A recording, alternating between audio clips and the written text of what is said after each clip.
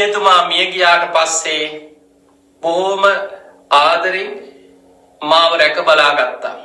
ලෙඩ දුක් හැදිලා අසරණ වුණාට පස්සේ උණු පැන් ඇල් පැන් වලින් තෙල් සාත්තු වලින් ආහාර සකස් කරලා මේ හැම දෙයකින්ම මේ මෑණියන්ව රැක බලා ගත්තා.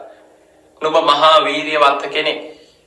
පුතේ නුඹට ලෞතුරා සම්බුද්ධත්වයේම ලැබේවා, සම්බුද්ධ රාජ්‍යෙම ලැබේවා කියලා අර මෑණියන් මේ පුතාගේ හිසට අත තියාගෙන දැඩි ලෙස අදිෂ්ඨානයක් කරා.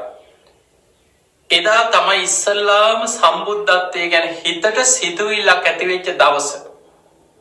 අන්න එතන ඉඳන් අසංකේය කල්පලක්ෂයක්, අසංකේය හතකුත් කල්පලක්ෂයක් මනසින් බුදුබව ප්‍රාර්ථනා කර කර සසරේ පින් කරා කියන. ඒ සිතුවිල්ල පළවෙනිම සිතුවිල්ල. ඒකට කියනවා මනෝ ප්‍රනිධානේ. පළවෙනියටම මනසට සම්බුද්ධත්වයේ ගැන ඇති වෙච්ච සිතුවිල්ල. එතන ඉඳන් සසරේ පින් කර කර මනසින් බුදුබව ප්‍රාර්ථනා කරා. මනෝ ප්‍රනිධානය පිරුවා. ඊළඟට සසර පින් කර කර වචනින් බුද්ධත්වයේ ප්‍රාර්ථනා කරා. නවා සංකේය කල්පලක්ෂයක් වාක් ප්‍රනිධානය සම්පූර්ණ කර වචනින් බුදුබව ප්‍රාර්ථනා කර සසර පින් කරා. ඒකට ධර්මයේ කියන වාක් ප්‍රනිධානය සම්පූර්ණ කරනවා කියලා. වචනින් බුදුබව ප්‍රාර්ථනා කරා.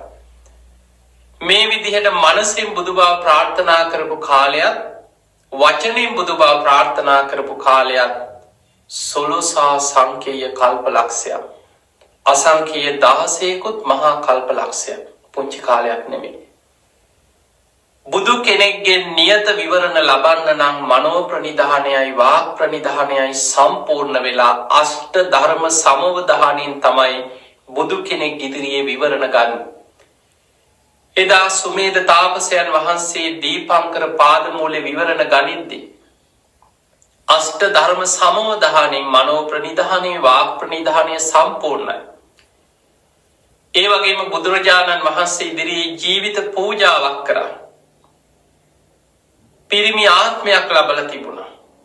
ඒ ජීවිතේම හේතු සම්පත්තිය සතර පද ගාථාවක් අහලා රහත් වෙන්න තරම් පුණ්‍ය ශක්තිය ප්‍රබලව තිබ්බා.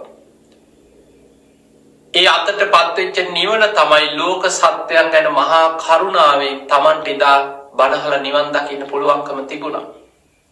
නමුත් ලෝතුරා සම්බුද්ධත්වයේ වෙනුවෙන් පාරමී පුරාගෙන යනවා කියලා ඒ අදිෂ්ඨානෙන් අතටපත් නිවන කැප කරා බුද්ධත්වයේ පිණිස.